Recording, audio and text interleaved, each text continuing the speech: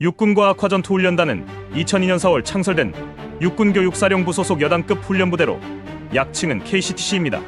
대한민국 육군의 과학화 전투훈련 체계로서 전자장비인 마일즈를 사용한 대규모 모의전투 시스템과 고도로 훈련된 대항군 부대를 이용하여 실전에 가까운 대규모 모의전투를 훈련할 수 있는 시설입니다.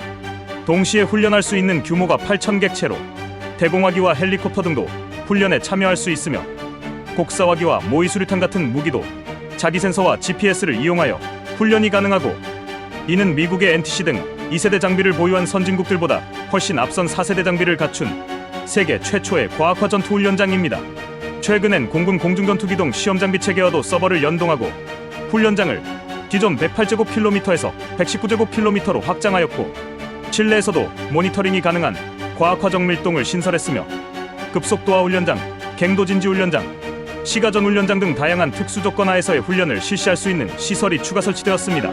특히 소도시 형태를 하고 있는 시가전 훈련장은 북한의 평양 건물들을 모티브로 건설되었으며 각 건물에 마일즈가 달려 있어서 건물 타격이 가능하고 CCTV로 훈련 감시도 가능하다고 합니다.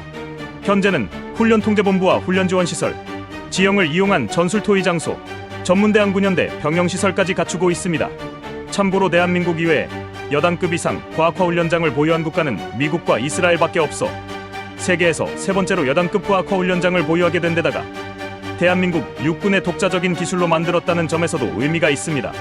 KCTC가 과거 대대급 체계일 때는 과학화 훈련을 마친 부대가 다시 입소할 때까지 평균 8년이 소요됐지만 여단급으로 확대되면서 과학화 훈련장 입소 주기가 2.5년으로 크게 단축되어 전방사단의 육군 병사라면 대부분 복무 중 한 번은 KCTC 훈련을 해보는 것이 가능해졌습니다.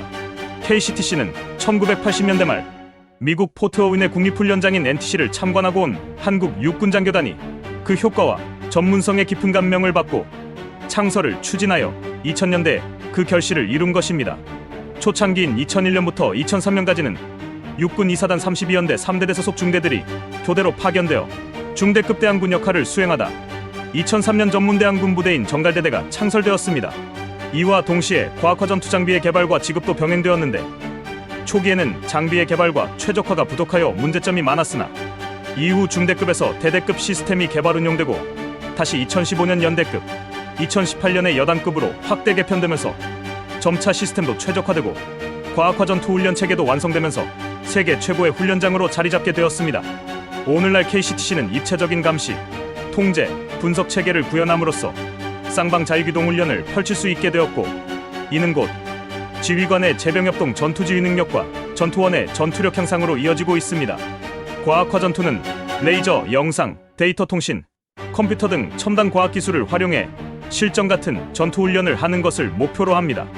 레이저로 부위별 타격 판정이 가능한 마일즈 장비 등 각종 첨단 장비를 이용해 훈련하는데 상황과 그 위치 등이 30초 단위로 중앙 통제실로 전송됩니다.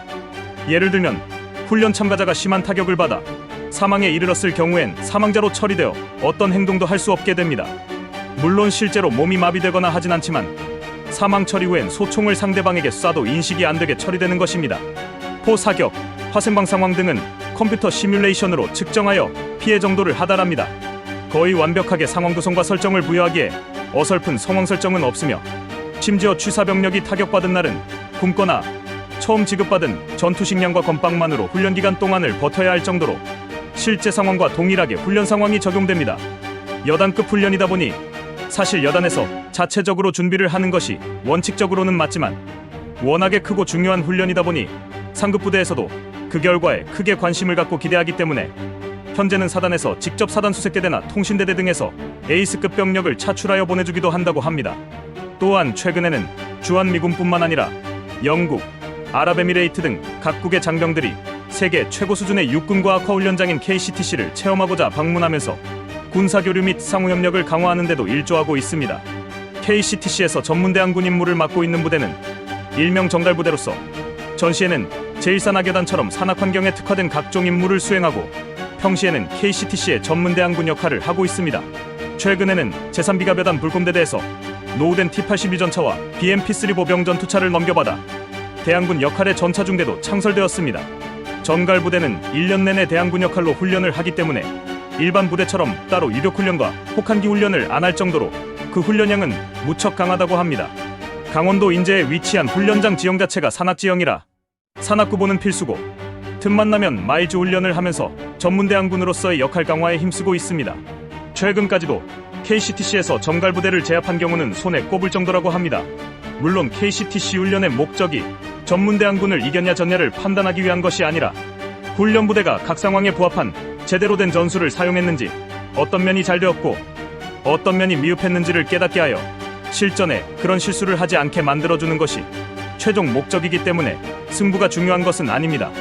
이처럼 KCTC는 과학화된 장비를 이용하여 대한민국 육군의 전투력 향상에 기여하고 나아가 세계에 대한민국 육군의 강인함을 알리는 역할에 이바지하고 있습니다. 영상이 재미있으셨으면 구독과 좋아요, 댓글과 알림 설정 부탁드립니다.